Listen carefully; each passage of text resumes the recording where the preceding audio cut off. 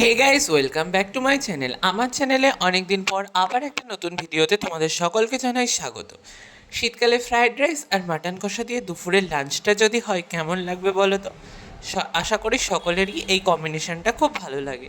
তো আমার চ্যানেলে আজকে নতুন একটা রেসিপি ফ্রাইড রাইসের, চলো তোমাদের সাথে শেয়ার করা চাই। আমার তো ফ্রাইড রাইস আর মাটন খেতে খুব ভালো লাগে, তোমাদের কেমন লাগে আমাকে কমেন্ট করে অবশ্যই জানাবে।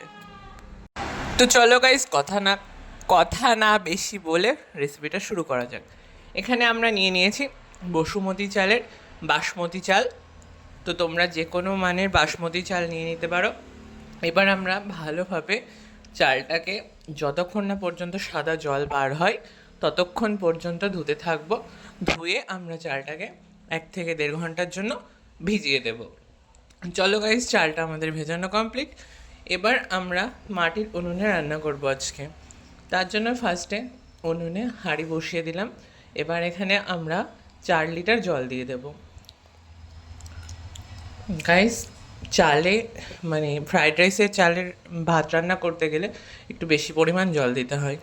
এবার আমরা জল দিয়ে জলের মধ্যে দিয়ে দেবো গোটা গরম মশলা আর সাজিরে আর 2টো তেজপাতা। এগুলো দেওয়া হয়ে গেলে আমরা দিয়ে দেবো 4 টেবিল স্পুন রিফাইন অয়েল। তোমরা এখানে একটু বেশি পরিমাণ রিফাইন অয়েল দিয়ে দেবে, তাহলে কিন্তু ভাতটা বেশ ঝুরঝুরো হয়। এবার আমরা আরেকটা উনুনে কড়াই বসিয়ে ফ্রাইড রাইসের সবজিগুলোকে সব ফ্রাই করে নেব একে একে। ফার্স্টে আমরা কড়াই গরম করে এখানে গাজর, ক্যাপসিকাম আর বিনস, কাজু কিশমিশ সব একে একে ভেজে নেব। আর এদিকে আমাদের রাইসের জন্য চালটাও সেদ্ধ করে নেব। গাইস, এখানে ভালোভাবে তোমাদেরকে আগে জলটা ফুটিয়ে নিতে হবে।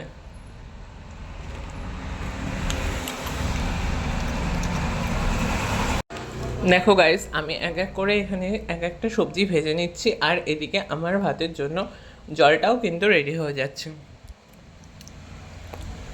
গাইস, দেখো আমার ভাতের জলটা কিন্তু সম্পূর্ণ পরিমাণে টকবক করে ফুটছে। এবার আমরা সেই 1 থেকে 1.5 ঘন্টা আগে ভিজিয়ে রাখা চালগুলো দিয়ে দেবো। তার আগে আমরা ভাতের মধ্যে মানে ভাতের জলের মধ্যে পরিমাণ মতন লবণ দিয়ে দেবো।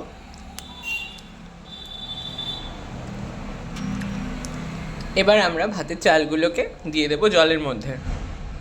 জল থেকে ছেঁকে ছেঁকে নিয়ে আমরা চালগুলো দিয়ে দেবো। দেখো গাইজ, আমাদের ভাতটা 90% কুক হয়ে গেছে। আমরা ভাতটাকে সম্পূর্ণ নামিয়ে নিয়েছি। নামিয়ে একটা ফ্যানের নিচে 2টো পাত্রতে ডিভাইড করে ঠান্ডা করতে দিয়ে দিয়েছি। গাইস, আমাদের ফ্রাইড রাইসের চালটা সম্পূর্ণ পরিমাণে ঠান্ডা হয়ে গেলে লেয়ারিং করব।